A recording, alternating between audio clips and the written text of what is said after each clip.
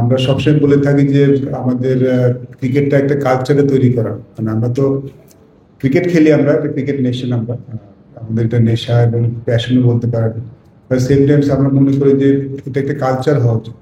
ক্রিকেটটা শুধুমাত্র যারা ক্রিকেট খেলেন তারা নয়, সবাই যারা ক্রিকেট খেলতে পারেন, এটা ক্রিকেটিং কালচার তৈরি করাটা খুব ইম্পর্টেন্ট। সেই ক্ষেত্রে সবার পার্টিসিপেশনটা কিন্তু খুবই দরকার।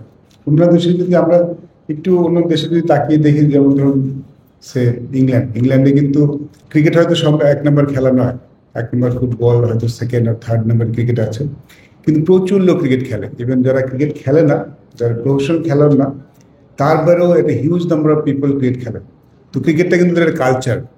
তো বাংলাদেশে আসলে আমরা ঠিক অনেকটা এরকম কিছু তৈরি করতে চাই যে শুধুমাত্র যারা ক্রিকেট খেলবেন তারা না, আরও যারা ক্রিকেট খেলতে চান, একসময় খেলতে চেয়েছেন, হয়তো কর্পোরেট হাউসে ঢুকে গেছেন, খেলতে পারেন না, তাদের মধ্যে যেন ক্রিকেটটা আমরা ক্রিকেটের চর্চাটা রাখতে পারি। So this is one of reason এই টুর্নামেন্টে করা। কোকোর Arafat Rahman Koko memorial corporate beach cricket, এটা হচ্ছে টুর্নামেন্ট 2025-এ। এটা করা একটা মূল আর একটা উদ্দেশ্য এটা। আর আরাফাত রহমান কোকো, যার নামে টুর্নামেন্টটা হচ্ছে, when I was being a captain 2004 থেকে 2007 পর্যন্ত, কোকো ভাই খুব ক্লোজলি আমাদের সাথে কাজ করেছেন। আমি দেখেছি উনার ক্রিকেটের প্রতি প্যাশনটা একটু অন্যরকম ছিল।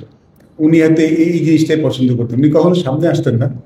আমাদের ন্যাশনাল টিমের সম্ভবত 80% বাংলাদেশের যতগুলি খেলা তো সব খেলায় দেখতেন, কিন্তু আমাদের সাথে কিন্তু খুব দেখা হতো না। উনি এক কোণে এসে খেলা দেখে চলে যেতেন, এবং উনি ভীষণ ক্রিকেট ফলোয়ার ছিলেন, সব খেলা দেখতেন, সব খবর রাখতেন, কিন্তু আমাদের সাথে কোনোদিন সামনাসামনি আসতেন না। আমিও তো পুরো 4 বছর ওনার সাথে একবার কি দুবার দেখা করেছি, মানে উনি দেখা করেছেন, বাট উনি পেছন থেকে সব কাজ করতেন আমাদের ক্রিকেটের যে প্রশ্নটা গড়ে তোলা। আপনার যেন বগুড়া স্টেডিয়ামটা উনি অলমোস্ট নিজের হাতেই, মানে পাশ দাঁড়িয়ে থেকে তৈরি করেছিলেন। ওয়ান্ডারফুল ক্রিকেট স্টেডিয়াম, এরকম অনেকগুলি স্টেডিয়াম যেখানে তৈরি হচ্ছে, উনি সেখানে একটা প্রত্যক্ষ অবদান রেখেছিলেন। Is a genuine sports lover, cricket লাভার বলতে পারি। সো উনি সম্ভবত এই ধরনের প্রোগ্রাম সবচেয়ে বেশি পছন্দ করতেন।